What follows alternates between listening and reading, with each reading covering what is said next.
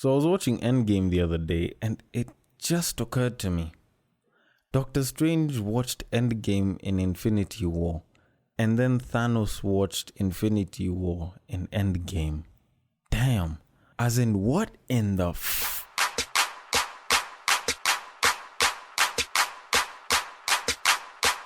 Welcome to Break Time on Westside, your number one break time podcast show, coming to you from Nairobi, Kenya. The man on the mic is Sir Denver B, and this is Friday Fan Section, courtesy of me, Sir Denver B, and Break Time on Westside. Now, before I go any further, I need to complain about something. And before I complain, I need to mention one thing. I just recently graduated. So yes, I will continue accepting the congratulatory messages, even though it's like a week from when I graduated, because I graduated last Saturday, and this is like Friday. So anyways, that aside, my issue is everyone who's been hearing about me graduating has said some form of congratulations. But I have one major issue with the people that just happen to say, Kongs, bro. Kongs. Who the fuck taught you Kongs? What the fuck is Kongs? Like, if you're saying congratulations, say congratulations. If you want a short form of that, just say congrats. Congrats works perfectly. Who the fuck in their right, or should I say in their very, very wrongly placed mind, probably was placed backwards or some shit, decided to use Kongs? That's the shit that just gets to me. Like, people been butchering English just to look cool and shit. Leave the butchering of the English to the black folk in the US of A. Or, you know, for the grimy niggas in the UK. Like, they know how to butcher English and make it good. Whoever the fuck it is that told you that Kongs works should probably take that shit and shove it right back up in their asses. But anyways, that was like the only annoying thing. Besides that, I am happy that I graduated, and at this point in time, you know, I am now identified as a podcaster, not a student/podcaster. Anyways, that aside, now on to the first question. Is there anything wrong with having sex while on periods? I don't know. From a medical point of view, not really. I don't think there's anything wrong with that. Going down on a shorty who's on her periods, that is a bloody affair. Like that, I will not give my 2 cents. It is not something I would endorse. I'm not sure people like the taste of blood, especially if it's not yours. But I am going to say this. If you're going to insert your penis there, I will tell you for a fact there is nothing wrong. And that's not from a medical perspective. This is just something that I think is more personal. Because for some people, they usually tend to come up and they're like, oh, you know, I can't have sex with someone when she's on her period, blah, blah, blah, blah, blah. And I can get why. For some people, they're afraid of the blood. The sight of blood doesn't take them too well. The minute they see blood, they can puke or some shit. So if you're such a person, then you probably shouldn't. But you already know that. Now, I should probably be looking out for the people who don't have much of a problem with blood. Is there an issue with it? If your shorty doesn't have a problem with it, you probably shouldn't. Because it's for them more of like a self-conscious thing. Because, you know, women over time have been brought up to, you know, represent some level of purity, some level of straightforward moralness, blah, blah, blah. So when blood is involved, it's like it's an impurity that's being thrown into the mix. But in a simple physical point of view, there's nothing really wrong with it. It has been said by some people that, you know, the chances of getting pregnant during such a time are fairly low. But I am not telling you not to pull out. You know, safe sex is great sex. Always use that latex. That's what I sometimes say. So, is there really much of a problem? Not really. So, if you want to hit it. Provided she don't have a problem with it. Provided you don't have a problem with the blood. And also provided that the sheets won't get too stained, or, you know, you're not going to have a problem cleaning that up. If all of those check out, then by all means, hit it like there's no tomorrow. On to the next question. Okay, this one's interesting. Hickeys. Why are hickeys considered trashy? That's a pretty good question. Why are hickeys considered trashy? I think it's because... Alright, so why would hickeys be considered trash? That's kind of hard to explain though. because I honestly don't think they're trashy. But the fact that, your escapades, your intimacies have left a residual mark is probably what would make it seem trashy.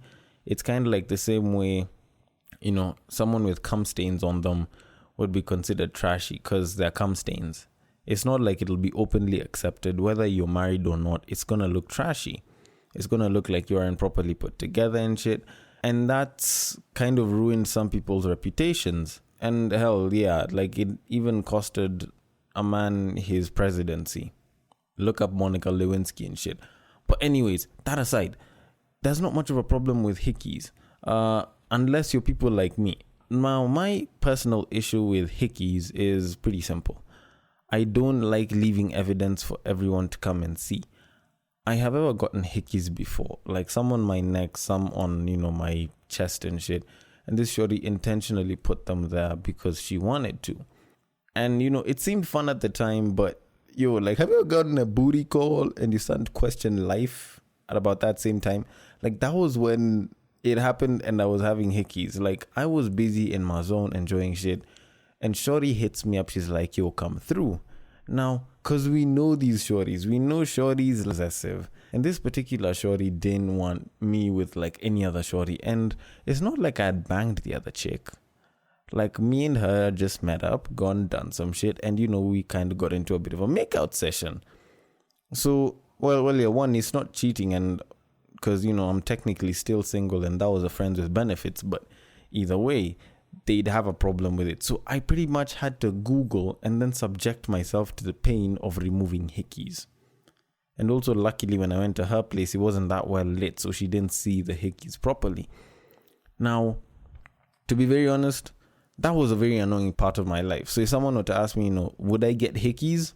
No, not in the slightest. I do not want to leave evidence that stuff happened. If I'm moving from one shorty to another on the same day, like hell, even with like a 24, 48 hour difference, hell, I do not want people knowing about it. I don't think it's anyone's business who it is that I choose to bang around with. So that's, mostly my opinion. But are they trashy really? No.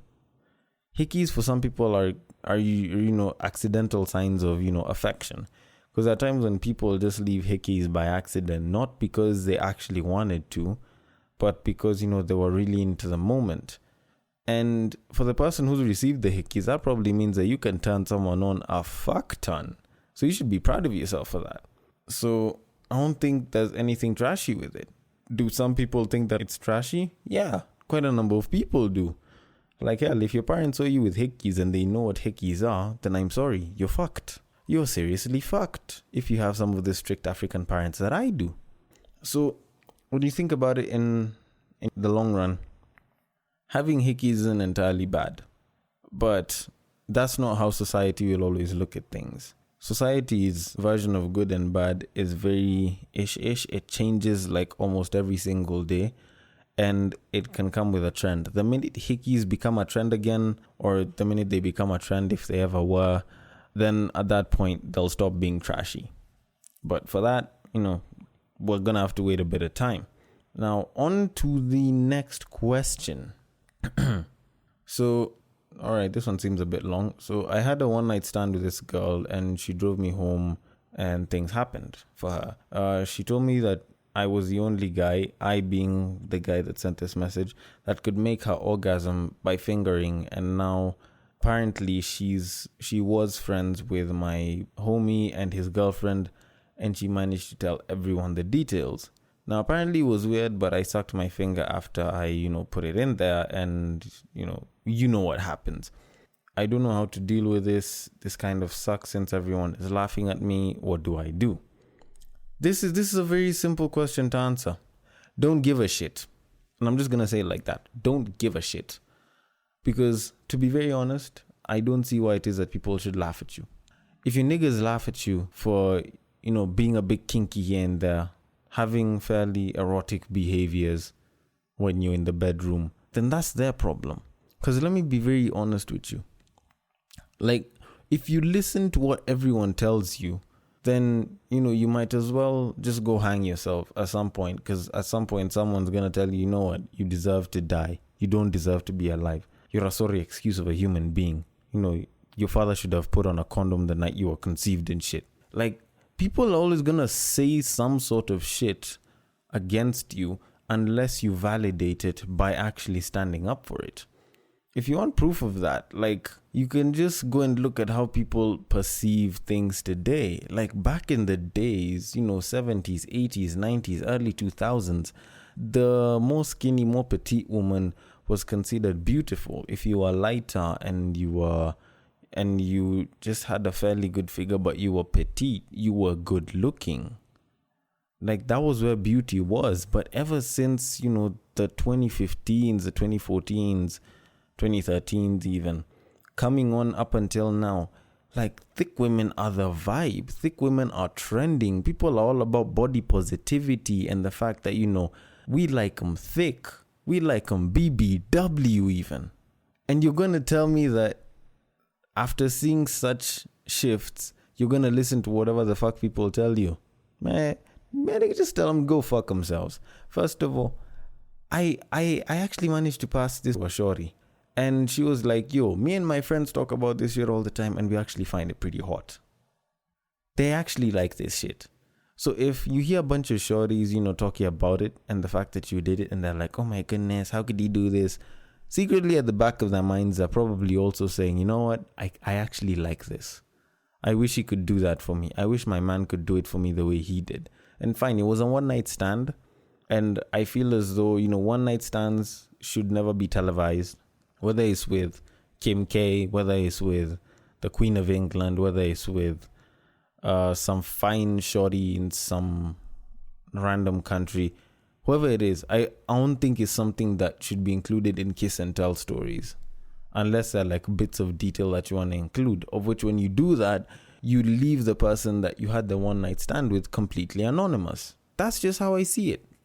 Because when you find someone's being sex shamed, and I'm going to call it that, you know, you're being shamed for some sexual acts that you want to do, I find it very intrusive and an invasion of privacy. It's not something that you should do. It's not something anyone should do. Sexual preferences are very personal. And if you want to shame someone, then you're probably the most boring person in bed. You know, you get in, you do vanilla sex. All you know is missionary and some form of doggy style. And probably the shorty that you're doing it with is probably going to finish up and go and just start talking shit about the shit that you do in that bedroom with her. Because clearly you are an underperformer. Like, sex is meant to be adventurous. Try some new shit. Don't let these people bog you down.